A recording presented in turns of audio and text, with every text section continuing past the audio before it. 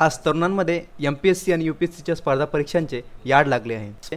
अनेक तरुण तरुणी बहुधा या स्पर्धा परीक्षांमध्ये आपले नावलौकिक सुद्धा करतात। असेच नावलौकिक यावेळेस सृष्टी देशमुख यांनी केले आहे। सृष्टी या संपूर्ण भारतामधून महिलांमध्ये प्रथम आल्या आहेत। त्यांच्या सन्मानार्थ दिनांक 20 जुलै रोजी सृष्टीचा भव्य सत्कार सोहळा अंबानगरीमधल्या संत ज्ञानेश्वर सांस्कृतिक भवन येथे पार पाडण्यात आला। यावेळी सृष्टीने आपल्या यशाचे गुपित उलगडले। सृष्टी म्हणाली, UPSCच्या परीक्षेचा अभ्यास करताना प्रत्येक तासनतासचा हिशोब ठेवणे आवश्यक असते। तेव्हा मनात खूप विचार असायचे की पण तुमच्यासारखे मध्यमवर्गीय परिवारातली आहे, कधी कोणाला ऑफिसर जवळनं पाहिलं नव्हतं, कधी पाहिलं नव्हतं की कोणी परीक्षा दिली आहे, कसा अभ्यास करतात, पण मला ते ध्येय बनवलं होतं की नाही हे करायचं। एक पहिली गोष्ट तुम्हाला सांगायची तर हेच म्हणेल की आपल्या जीवनात एक ध्येय गाठा, एक एम बनवा।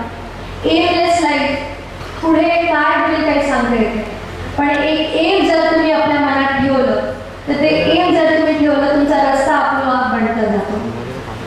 तर हे एम आपल्या मनात ठेवा। मी हे विचार केला की UPSCची एक्झाम देईल, जे पण मला क्लासेस मिळाले लोकली भोपाळला राहून त्या क्लासेस केल्या, 8 महिने त्या क्लासेस अटेंड केल्या।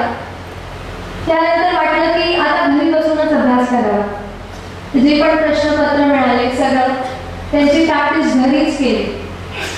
एक गोष्ट मला तुम्हाला सांगावीशी वाटते की तुम्ही कोणत्याही परिवारात नसो, तुमच्या परिवारात कधी कोणी आय झालं असो या नसो, तुमच्या लोकॅलिटीमध्ये या शहरात तुम्ही कधी ते पाहिलं असो की नसो, पण मोठं स्वप्न पाहायला भिवू नका।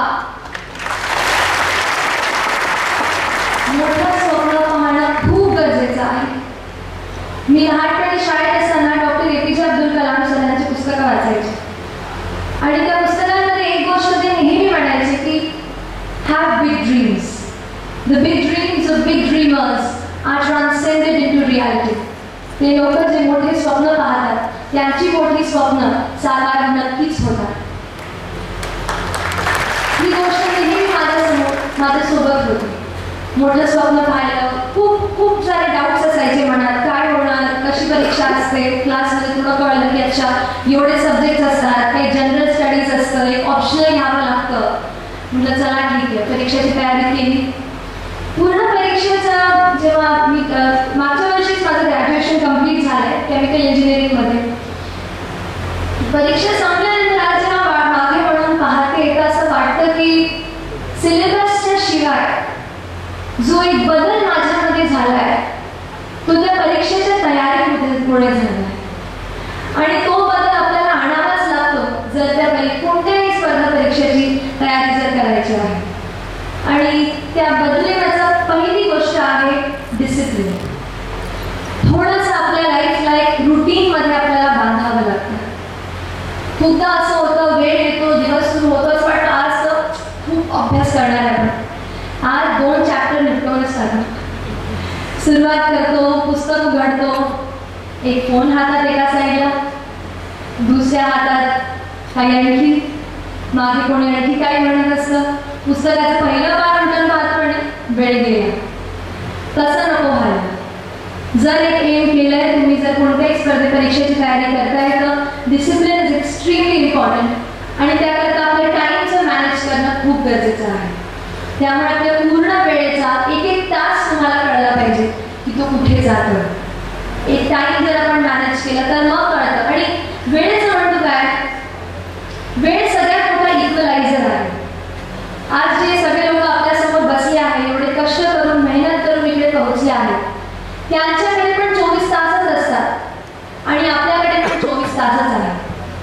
त्यामुळे वेळ सगळ्यांना जर सारखा मिळतो तर मग आपण पण तेवढे कष्ट करून त्या पोझिशनवर पोहोचू शकतो, हा विश्वास तुम्हाला मनात ठेवावा लागेल। सृष्टीच्या या सन्मान सोहळ्याचे आयोजन डॉक्टर पंजाबराव देशमुख समाजसेवा मंच तसेच अखिल भारतीय शिवराज्याभिषेक समितीच्या वतीने करण्यात आले होते।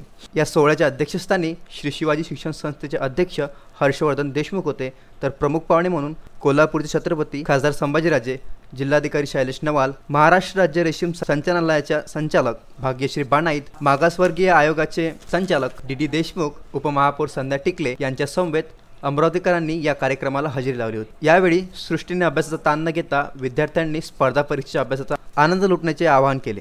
यावेळी छत्रपती संभाजीराजे व सृष्टी देशमुख यांना मानपत्र देऊन गौरवले. कार्यक्रमाचे प्रास्ताविक प्राध्यापक गजानन देशमुख यांनी केले, तर आभार विजय देशमुख यांनी मानले. UPSC प्राधान्य असते आणि मग बरेच जण UPSC मध्ये पास होत नाही, मग तिने जीवनात काय करायचा मोठा प्रश्न येतो. मी बाकीचं काही उदाहरण देणार नाही, मी माझं स्वतःच उदाहरण देणार. शिवाजी महाराजांच्या आणि शाहू महाराजांच्या घरात जन्म झाल्यानंतर सुख सुविधा आम्हाला भरपूर होत आहे. नवीन राजवाड्यात जिथे राजर्षी शाहू महाराजांचं वास्तव्य होतं तिथं करण्याची संधी मला मिळेल. आता मला चॉईस होत की आपण वाड्यात राहायचं ते सामाजिक कार्य करायचं. वाड्यात